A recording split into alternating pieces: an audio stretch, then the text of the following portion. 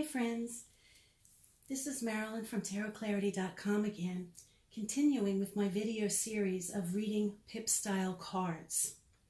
I do want to comment and apologize for the delay between the last video in this series and this one, which will focus on the number 9. But I do think I've had a pretty good excuse. I had brain surgery on March 5th to shut down an unruptured brain aneurysm that was discovered. So my energies for the past few months have been in preparing for the surgery and then afterwards in my recovery. I've also delayed the creation of this video because I was waiting until I could get my hands on a few certain decks that I've been coveting for a while, and I wanted to showcase these particular decks to make things more interesting than my usual arsenal of historic decks that I use in this video series. This video is showcasing the following decks: the Tarocco di Besançon, a card style variety stretching from eastern France, northern Switzerland from the early 1700s. The Vandenborre Bacchus Tarot out of Brussels around 1770. The Giacomo Zoni Tarot out of Bologna, Italy around 1780. My personal tarot crush of late, the Vergnano Tarot out of northern Italy circa 1830. And then finally, the Tarocchi Perrin out of Italy circa 1880.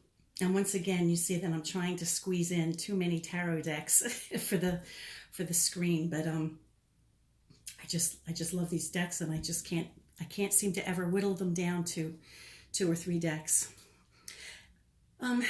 As a reminder, TDM, or more broadly, pip-style cards, are a system unto themselves and ought to be read without reliance to the Rider-Waite-Smith tradition. And I say this with just about every video I make.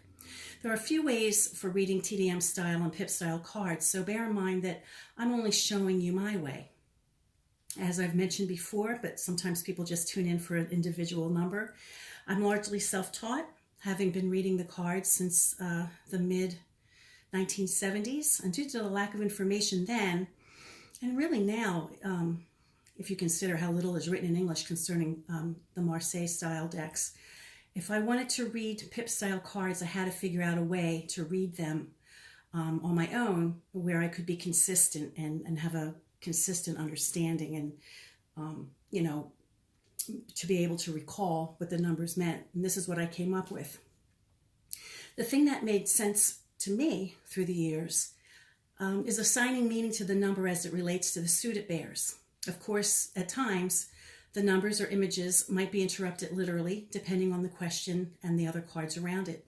And also, let's not overlook the number and its corresponding trump card or cards, because, sometimes when all else fails, we can try to recall if we draw a blank, sometimes we can try to connect a number with the corresponding trump card to get some information. Okay, so let's look at the number 9 in the context of the medieval and Renaissance mind, which is the mindset and audience which these cards reference. 9 is a complex number, 3 threes, right? The last of the single digits before 10 collapses on itself and becomes 1 again. So 9 might be looked at as a kind of final number. If you consider in the earliest representations of the Hermit, his object was not a lantern, but it was a sundial. Here we have a lantern. And in most of these, we have a lantern, with the exception of the Vandenborre, which appears to be a book.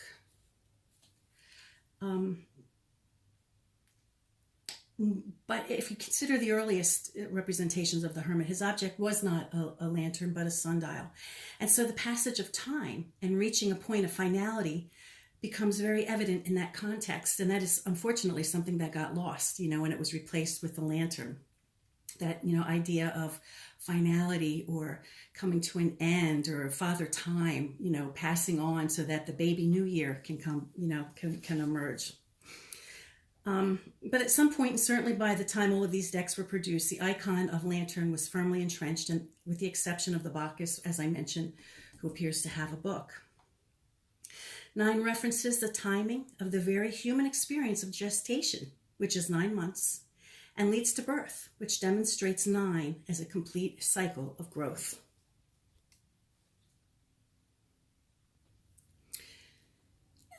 In doing any video on the meaning of pip numbers, we have to reference the Bible, because of course the Renaissance mind would have been deeply entrenched in the Bible, as these cards came out of the very Catholic Renaissance Italy. I mean, off the top of your head, you can think that, you can recall that Christ died after suffering on the cross for, I believe, 9 hours. He appeared to his disciples a total of 9 times after rising from the dead. There's 9 choruses of angels. There were 9 generations from Adam to Noah, and then 9 generations from Noah to Abraham. And Abraham was 99 when he died, and that reduces to 9, illustrating that his spiritual journey was complete. So if we consider the Hermit, we not only understand the passage of time, but also the idea of patience meditation, which could be another reference to the understanding of the number 9 as it relates to the Hermit. One of the reasons I have not associated the second tier of numbers, say 11 to 21, with this video series is because that sequential order wasn't set in stone in the earliest decks, and the relationship between, say, the number 1 and 11 might not have been the numerical sequence we hold to today. The numbers of the Hermit, which is 9, and Judgment, which as a concept represents finality and rebirth, would have worked better as 19 rather than 20.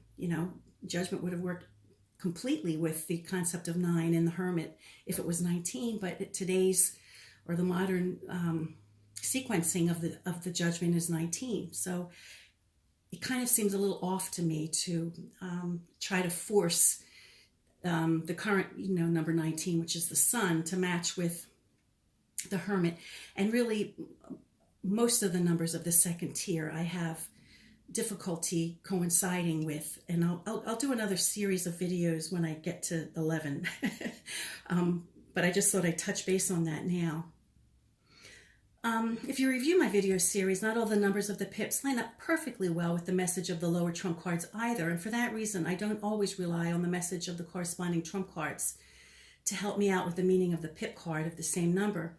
But I think it's an okay strategy if one is drawing a blank with a numbered pip to make a quick tie-in with the correspondingly numbered trump card and associate it with the suit. For example, the number 3 might work well to connect with the idea of fertility or generosity in the Empress to each of the number 3 pips. Like for the cups, a generosity of spirit, or for the batons, a collaboration on a project, or for the 3 of Swords, a dialogue or witty exchange of words between friends, or for the 3 coins, a growth of some sort in the financial and material realm. 7s work well with the Chariot to call to mind advancement to the next level of achievement, for example, in each of the 4 suits. And in 8s, showing stability and maintaining a status quo and equilibrium of the Justice card. And of course the number 9, which was demonstrated in this video. And just before I turn off, just notice the beautiful renditions of each of these decks and how they interpret the cups and the coins and the swords. And I guess I really should have had this taken out, but I'm going to make a quick reference to this deck, which is recently new, the Mamluk deck, to show just how each of the modern day tarot, or by the time we get to the Tarot of Marseille, how they relate to the precursors of modern playing cards. So we have here this card of the suit of coins. Here we have a card of the suit of batons. I'm not pulling out the 9s, I'm just randomly pulling. Suit of cups. And then the Shmitars. Here we go. So you see how they, the origins of these cards, the original design, still evident after all those years. At any rate, I hope this video has been helpful. As always, I ask if you liked it or learned anything new, or if it gave you any new insight, to please give me a thumbs up, subscribe, and I appreciate your interest. Until next time, peace.